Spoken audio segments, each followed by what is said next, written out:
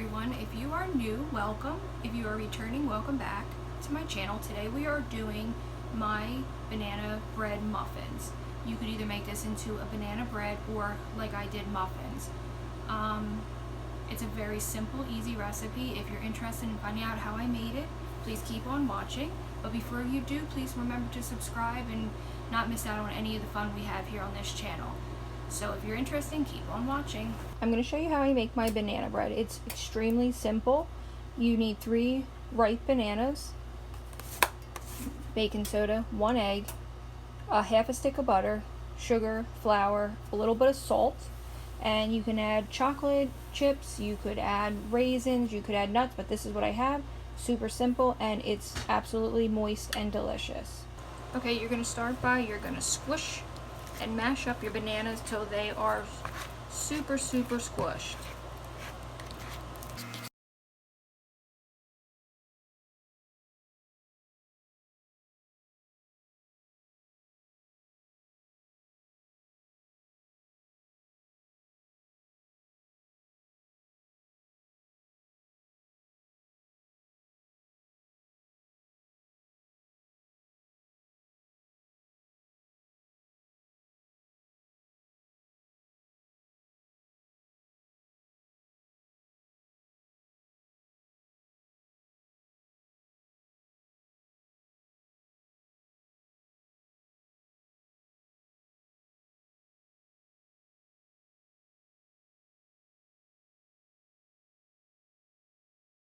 Now to this I'm going to add 1 egg.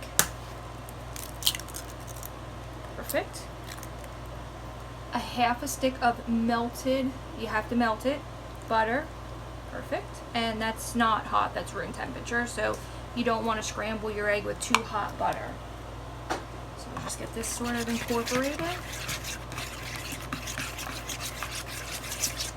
And then 1 cup of white sugar.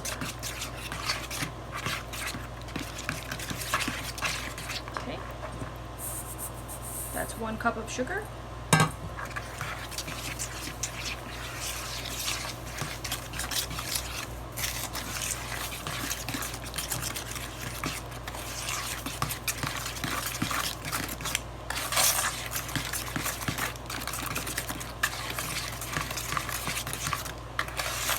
And then we're going to move on to our dry ingredients. Actually, I'm going to add a little cinnamon to the wet ingredient because...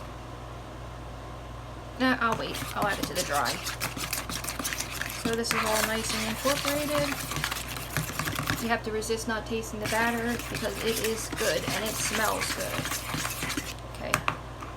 And in here I have 1½ cups of flour, half a teaspoon of baking soda, half a teaspoon of salt, and I'm going to add as much cinnamon as I want. And you could probably add just 1 or 2 teaspoons of cinnamon, but I like a lot, so I'm just going to add till I feel like I have enough.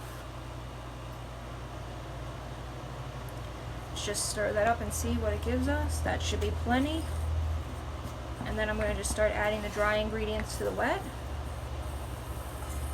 And we're going to stir it in. And again, like I said, anything you want to add to this, you're more than welcome to. Chocolate, like chocolate chips or nuts or raisins. I just didn't have them, and it's good on its own.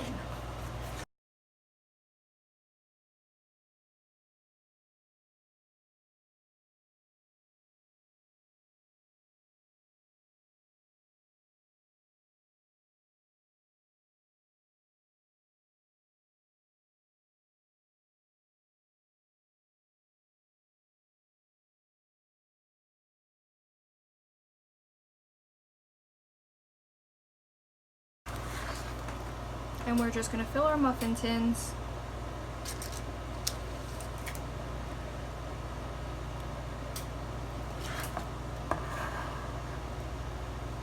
And see how many we get.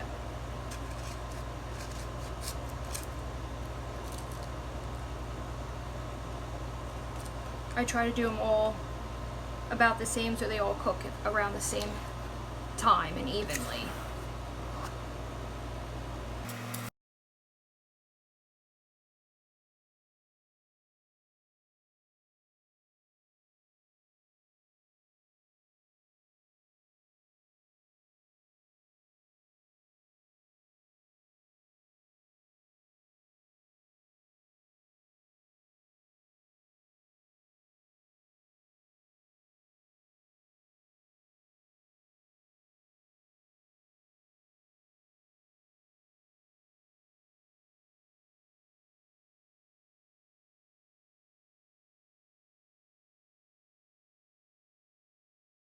Not sure how that happened, but that's okay.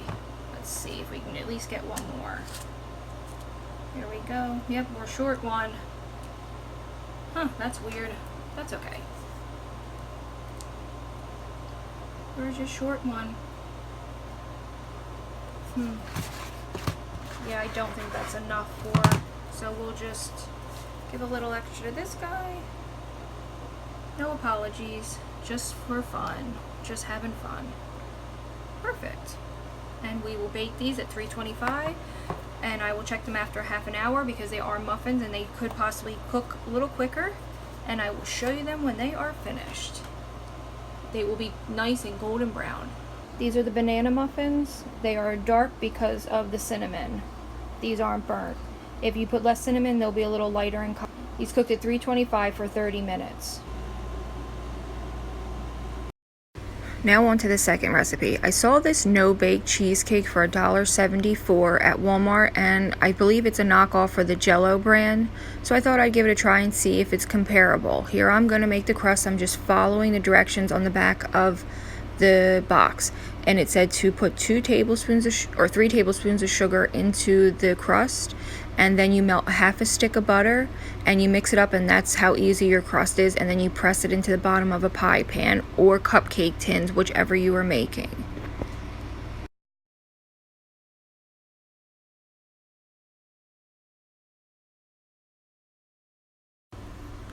Here I am pressing it into the bottom of the pan. I thought the bottom of a cup would work, but I just used clean hands. It was much easier, and the only people eating this is my family, so that's okay. And then I just set this aside and work on the filling. Here's the filling. I dumped the powder in my mixer with 1.5 cups of cold milk. I will continue to mix it for about 3 minutes until it gets super thick, and you'll notice it will start looking like a cheesecake filling, and then you just add it to your pie crust. This is super simple.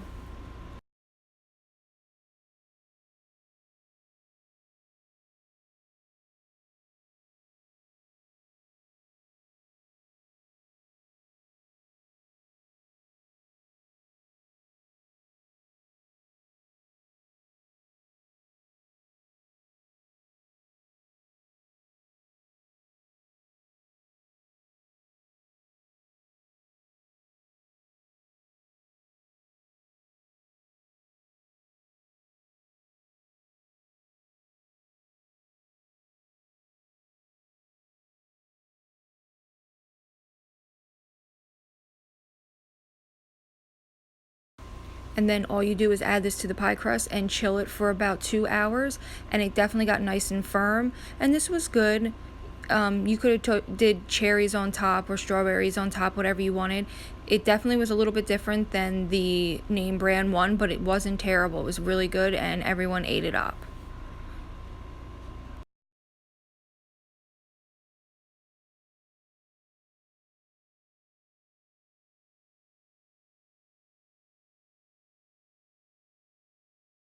And it turned out really pretty, I think, and you definitely could take this to like a potluck dinner or anything, and it's a nice nighttime dessert if you wanted something quick and easy.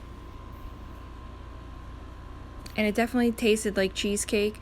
Definitely not a homemade cheesecake, but it was good. I definitely recommend it for $1.74. And it took me a total of 10 minutes to make the entire dessert, which is win in my book.